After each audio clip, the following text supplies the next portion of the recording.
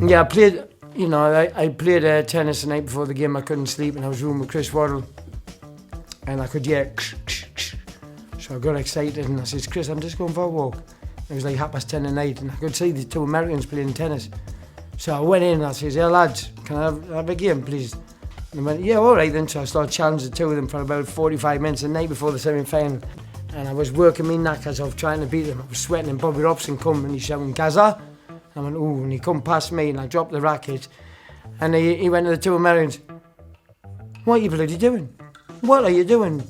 Do you know who he is? And the Americans said, no. Do you know he's got the biggest important game in his life tomorrow? And you're playing bloody tennis with him? And like probably the two Americans was looking at him. So I ran and I heard him, come here, Gascoigne, get back into the room. And I went to Chris Waddle, if he knocks on the door, I'm sleeping. He went, oh. I went, doesn't matter. So I've jumped in the bed and knocked on the door. And Chris went, hello? Gaffer, where is he? Chris went, he's sleeping. He can't be sleeping, he's just been playing bloody tennis 10:30 at night. And Chris Waddle looked there, was like that, and I went, and I'm waiting, sweating. He went, Chris just shook his head. So the next morning, he pulled us to the side, and he went, look, he's up against this player, he's up against this player. And do you know tomorrow? He says, you, and he said, no, he says, you know today, you, he says, Matthias, he says, you're playing against the best midfield player in the world. And I looked at him and I went, no, he is. And I walked off, and I looked around 20 yards later and he's got his head on the floor going, to see what can I do with this lad. Funnily enough, the first time I ever met him was at Wrexham. It was England versus Wales. I got a call up. Gordon Milne, the manager of Leicester, called me at home. I was a late call, it was like a Monday morning for a midweek game. And he said, the England manager's been on the phone and he wants you to get up the motorway to Wrexham. He said, come in and pick your boots up. So I thought, wow. So I drove all the way up. I remember walking in and all sorts of star players in there, Brian Robson, Tony Woodcock, Peter Shilton, Trevor Francis. They're all sat around. It was like all these people that real heroes to me. And he came straight over and put an arm around my shoulder. He introduced me to everyone. And it was great. And then I was on the bench and I remember in the second half, he just looked down the bench and he was looking at me and he went, Garth, get warmed up. He wasn't the best with names, it was Bobby. True story. He was doing a book signing session in Newcastle and a guy had said to him, I bet you've done hundreds of these today, haven't you, Bobby? And he looked up at the guy and he said, yeah, you wouldn't believe it, I have, I've done actually hundreds. And there he was, sort of signing away.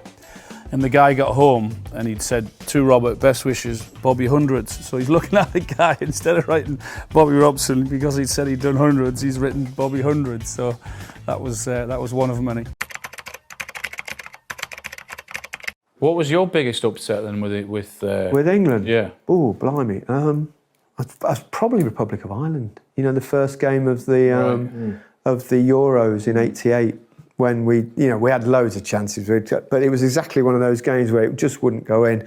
Packie Bonner in goal was saving everything, we had the woodwork, and then they scored and we got beat 1-0. Well, we were a good team as well, we had so many good players. Then we played the second game. We've now got to get a result against Holland, who were brilliant. That's the Holland of Van Basten, Gullit, Rijkaard, Koeman. And it was a great game and Van Basten just smashed us 3-1, we're out of the tournament. And then we play Russia and you're gone. Getting battered. And getting hammered at home. Get hammered off the press. Papers, was that what? Papers back then? I mean, that's the one time I fell out with Bobby Robson. The only time. And it also showed what a great person he was, because I got hepatitis, I didn't know at the time, but I started to feel a bit weak before the tournament. And then the first game started against Ireland and I didn't feel sharp, felt lethargic. And then after that game, I felt really jaded. And then I kind of was talking to them. I said, well, I've played against Holland and it was such a struggle. I mean, I actually had an assist for Brian Robson's goal, but I was just shot. And then after that game, I could barely get out of bed. And I remember we had the training before we played the Russia game. We were already out. So Bobby's he's named the team and he's put me in, and I've gone, I said, I'm not.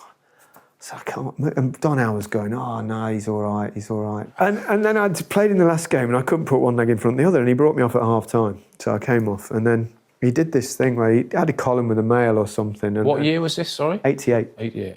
And then in the paper and thing they'd kind of misrepresented him, and he said, "Oh, my players let me." And we got the faxed copies always sent, and we got them. And I walked on the bus, and as he was sat there, and I just tossed him out. I went, "You're out of order." Really? And it was the only time I ever snapped at Bobby. I loved him to bits, obviously, but then I went for checks. I ended up in hospital for a week, and I lost 1.5 stone and all this, and it was hepatitis. So Bobby came to visit me. And he came and he said 2 things. I wanted to see how you are, and I wanted to apologise because I didn't realise you were. And I just thought that's the man. Class, isn't it? It was just a lovely thing to do. And I said, you got nothing to apologise for. What about as a guy? Any funny stories about him losing his rag or? Oh, I love the story with Craig. But when we're talking about great man manager Bobby Robson, so Craig had. It's a good story. This. So Craig had gone about 6 or 7 games without scoring a goal. So everyone for their own pride. And we played Leeds, and we were winning 3-0 at Leeds. I scored a brace that day, and the board comes up after 60 minutes. Craig Bellamy's numbers coming up, and I think Shoulder comes on, and Big Al stays on or something. So.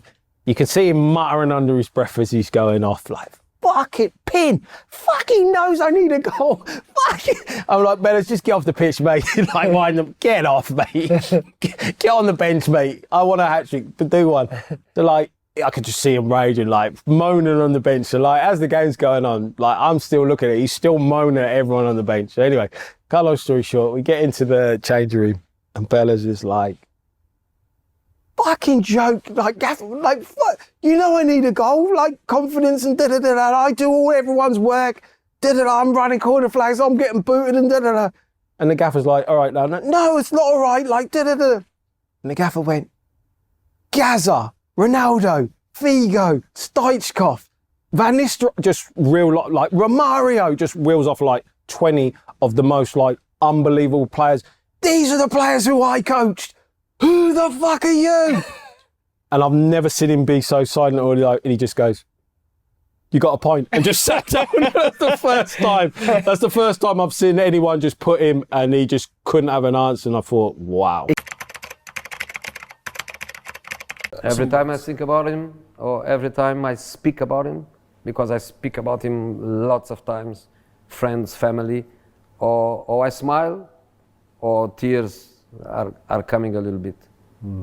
I had things with him quite unique. Can I tell you 2 or 3? Okay. I tell you 2 or 3 stories. Every time he was having lunch or dinner with me, he paid. I didn't pay once.